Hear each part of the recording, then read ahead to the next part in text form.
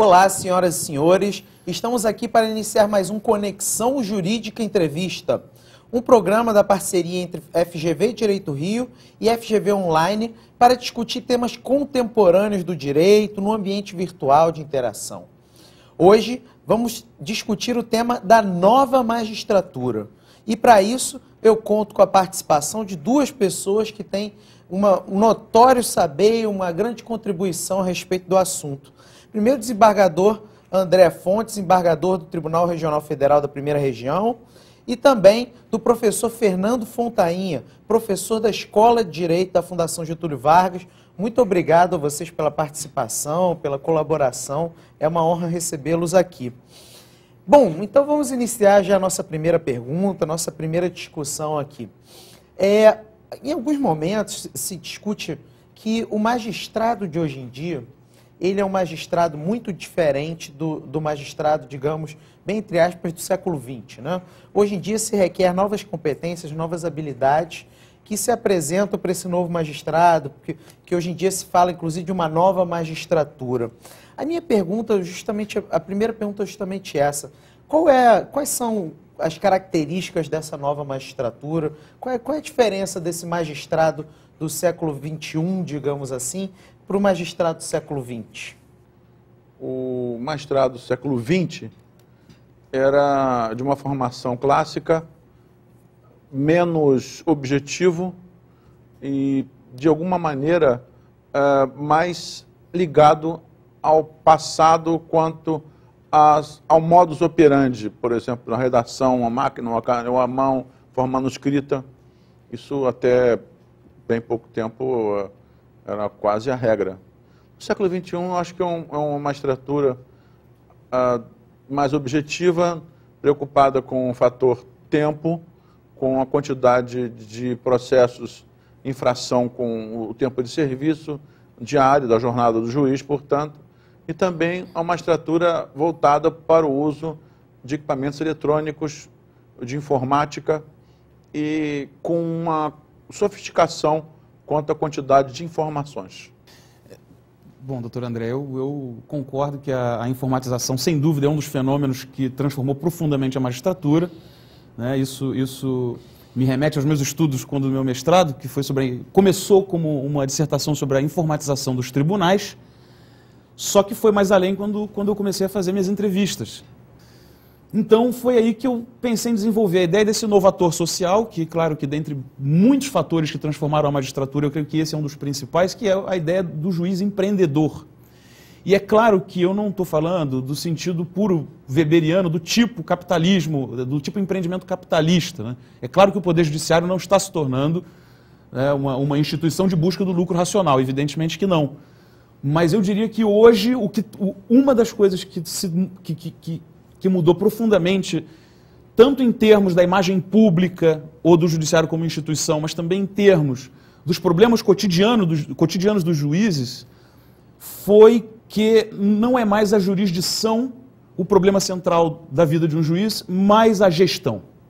O que pode ser percebido do ponto de vista político, do ponto de vista institucional, como uma luta por independência, que não é focado em questões da independência enquanto capacidade de decidir sem pressões externas, pressões políticas ou pressões midiáticas, mas muito mais ligadas à questão da autonomia, não apenas financeira, também financeira, mas autonomia administrativa. E essa autonomia, ela se dá do ponto de vista normativo institucional, mas também do ponto de vista da gestão individual. Não apenas o juiz gestor de tribunais, um corregedor que não está mais julgando, mas que temporariamente é alguém que tem a tarefa de gerir um tribunal, mas o juiz de primeira instância, ele passa a ser cada vez mais o gestor da sua secretaria, da sua vara, o responsável pela administração do trabalho. Mas tem uma coisa interessante que é justamente pensar o judiciário e a sua relação com, por exemplo, a política, com a sociedade civil. Houve mudança também nessa relação, ou seja, o judiciário tem lidado de forma distinta com política e a sociedade civil, ou então o inverso também, a política e a sociedade civil têm concebido o judiciário de uma forma distinta? Como é que é a percepção de vocês em relação a isso? A grande transformação no meu entender, foi a transparência. A primeira grande transformação. A transparência não só do gabinete, mas também das atividades do juiz, por meio de estatísticas, por meio de controle, especialmente do número de resultados que é exigido hoje, já que a Constituição de 88 permitiu que as pessoas com mais facilidade ajuizassem ações. É óbvio que a magistratura, sendo órgão do Estado, ela deve, diria assim, responder a essa provocação nacional. Para isso ela existe. Ao magistrado é confiado a justiça. Um dos sintomas, Felipe, de que essa mudança está acontecendo é que é recente a tomada do Poder Judiciário, do juiz e da magistratura, como objeto de estudo nas mais diversas ciências sociais e humanas. Na história, na ciência política, na sociologia. Então, na política, a gente vê a emergência aí, talvez do conceito que em sociologia dos tribunais seja hoje o mais discutido, que é o da judicialização, né? Que ele vai combinar, basicamente, enfim, fazendo um esforço de resumir, ele vai combinar, e por isso é fascinante, ele vai combinar fenômenos estruturais, fenômenos que não poderiam ser freados pela magistratura, mas a resposta da magistratura a esses fenômenos. E isso também acaba que indiretamente vai trazer uma visibilidade ainda maior do judiciário, por exemplo, nos veículos de comunicação. Né? Eu estava voltando de viagem ontem, aí eu estava lendo um livro sobre mídia, e não sei se o autor foi muito retórico ou não, mas ele disse que numa edição de domingo de um jornal de grande circulação, você tem mais conhecimento acumulado do que durante a Idade Média inteira. Né? Não sei se é retórico ou não, mas traz aqui a baila para a nossa discussão, que sendo um poder, e sendo um poder que, se a gente pega em termos históricos no Brasil, ele tem uma forte tendência de fortalecimento cada vez maior. Como é que funciona, como é que, na verdade, se apresenta para essa nossa magistratura a relação entre judiciário e mídia? Né? Como é que vai se posicionar isso? Que eu sempre defendi o uso dos meios de telecomunicação, da imprensa em especial, falada e escrita, nesse processo de aperfeiçoamento da comunicação da magistratura com o povo. E nas sociedades em que as pessoas substituem o jornal escrito por uso de aparelhos, de computadores com a maior praticidade, uma época em que as pessoas preferem o trabalho produzido em massa ao trabalho artesanal, uma época em que há substituição de mecanismos individuais por coletivos. Todas essas formas de mudanças afetaram de alguma forma também a magistratura, porque as demandas não são mais ajuizadas de forma artesanal. Elas são hoje trabalhadas e apresentadas, seja numa complexidade individual ou num conjunto, um complexo delas. Então, a solução é dar vazão a isso, mas também que outros meios que ficam ao lado da jurisdição, quer dizer, ao lado, para militar, para estatal, quer dizer, ao lado da estatal, ao lado do militar, também os meios para jurisdicionais tendem a crescer. A arbitragem, que o Brasil do nada passou a ser o quarto ou quinto hoje classificado no mundo em quantidade e volume de recursos em matéria apreciado pela arbitragem. A mediação, que são formas de provocar a conciliação por meio de profissionais habilitados, e outros mecanismos que eventualmente possam vir a colaborar para que essa forma de resolver conflitos da jurisdição não seja única e não tenha que desdobrar-se segundo o volume, que não se sabe quanto é, que chega todos os anos, mas que deve ser apreciado. Felipe, eu acho que realmente a relação judiciário e comunicações de massa, ela sempre foi uma relação um pouco tensa, recentemente muito tem mudado, mas ela sempre foi uma relação um pouco tensa, pela proibição funcional que os magistrados têm de prejulgar. Né? Então, um magistrado não pode falar muito, ou falar, quase não pode falar nada sobre um caso que está sob sua responsabilidade de julgamento. Agora, existem outras questões, a questão que o professor André, que o doutor André está levantando, que é a questão do judiciário tornar público, com capacidade de divulgação de massa, os seus atos que são públicos. A TV Justiça é um exemplo disso. Não existia TV Justiça nos anos 70, nos anos 80, a TV Justiça é algo bastante recente. Isso transforma profundamente até a maneira, para ficarmos no Supremo Tribunal Federal, a maneira de se julgar no Supremo Tribunal Federal. Se julgava de uma maneira, hoje se julga de outra maneira, porque se sabe que aquilo vai deixar um resquício e esse resquício vai ter uma memória, vai ter uma memória audiovisual. E por fim, eu acho que vale mencionar também a busca da magistratura mesmo, ou seja, a magistratura buscando veículos de comunicação para divulgar sua imagem pública. Né? E aí a gente considera que a gente desnaturaliza quando estabelece determinadas comparações, sobretudo com outros países. Aqui, o que recentemente eu vi na televisão, um comercial, se não me engano, um comercial patrocinado pela AMB, sobre simplesmente dizendo existe um profissional que faz um trabalho silencioso, mas essencial para a democracia, porque é um profissional que combate o crime organizado, porque é um profissional que promove os direitos fundamentais, porque é um profissional que aprimora as políticas públicas.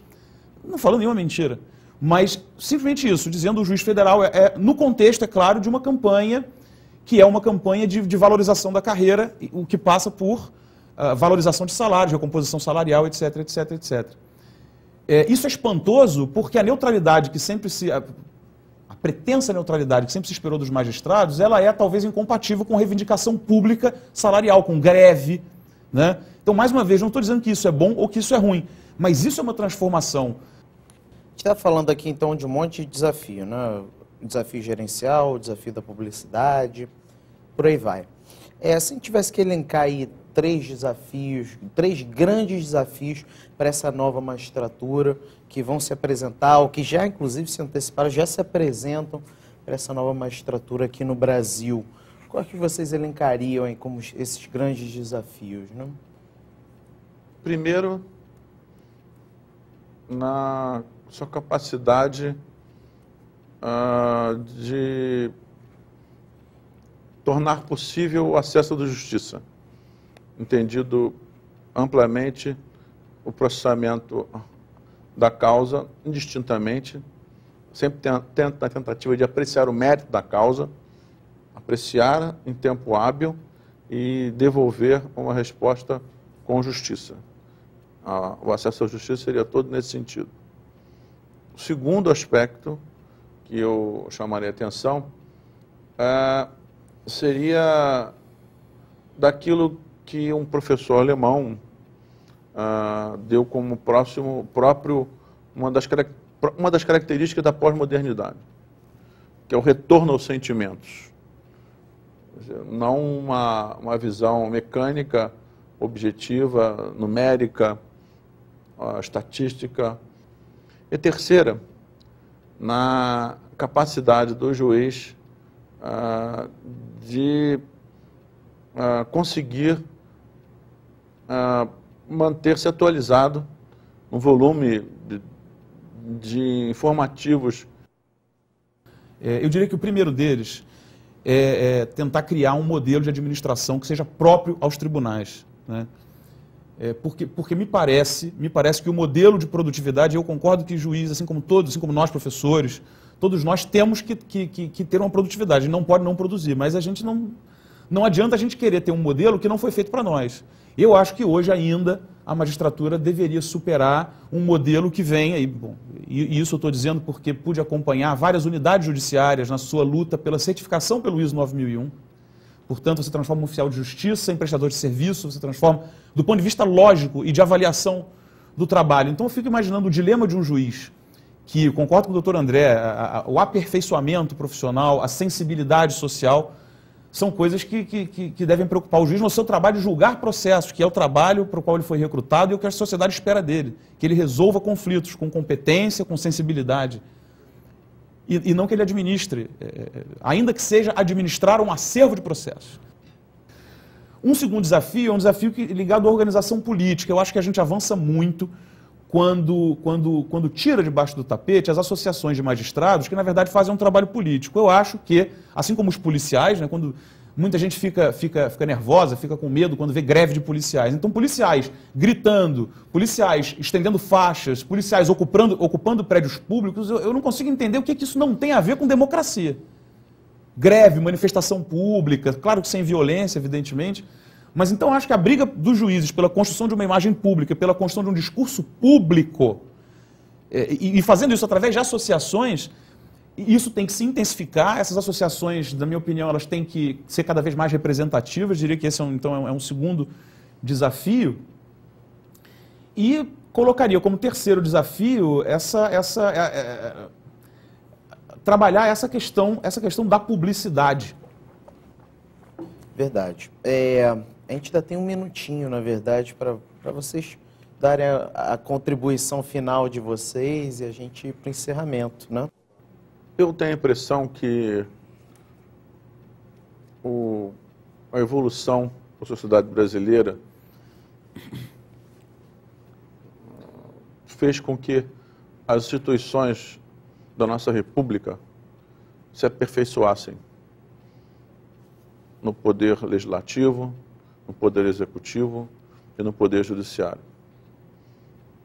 Tenho a impressão que, ao termos a opinião do povo sobre as instituições e incluir nessa opinião a da magistratura, mostra o grau de civilidade e civilização do nosso país, o grau de desenvolvimento e aperfeiçoamento. E acho que discutir a magistratura fora da magistratura talvez seja o mais característico dos exemplos, porque era o poder mais ensimesmado, mais enclausulado, mais fechado. E hoje, quando temos na televisão um debate sobre uma decisão judicial, quando temos na televisão o efeito de uma decisão judicial que causou resultados ruins, isso mostra esse aperfeiçoamento. Eu queria dar um depoimento enquanto pesquisador no sentido de que, desde que comecei a fazer minhas pesquisas, fui recebido de uma maneira que jamais imaginava, né? E já pude muitas vezes contradizer várias pessoas que ligam ainda o Poder Judiciário como aquele mais parecido com o que nós tínhamos na ditadura militar. Eu acho que não é. Eu sempre tive muitos sinais de que era um prazer dar entrevista, era um prazer me ter ali na situação, que os documentos que eu gostaria de consultar eram de consulta livre. Enfim, eu acho sim que significa um aprimoramento, e um aprimoramento democrático da magistratura, a consciência, desde os gestores até os juízes que estão na base da carreira, que estão na primeira instância, num cotidiano um pouco mais... um pouco menos gestionário e menos hierárquico, todos eles sentem como dever democrático da magistratura não só a abertura para a sociedade civil, não só a abertura para a imprensa, mas também a abertura para o discurso científico, que muitas vezes incomoda pelo seu caráter crítico. Bom, gostaria de agradecer a participação de vocês. É um tema muito importante, é um tema, na verdade, que traz aí um monte de discussão, e certamente a gente vai voltar a ele outras vezes e fazer uma releitura sobre ele. Então, muito obrigado. A gente, aqui na FGV, fica muito honrado com a participação de vocês sobre esse tema, né? Eu que agradeço. Obrigado a você, Felipe. Bom, e você que assistiu ao nosso Conexão Jurídica Entrevista sobre a nova magistratura, pode contribuir através do nosso e-mail, conexão.jurídica@fgv.br. A sua dúvida, a sua questão, a sua indagação é muito importante e nós estamos aqui abertos para ouvi-lo.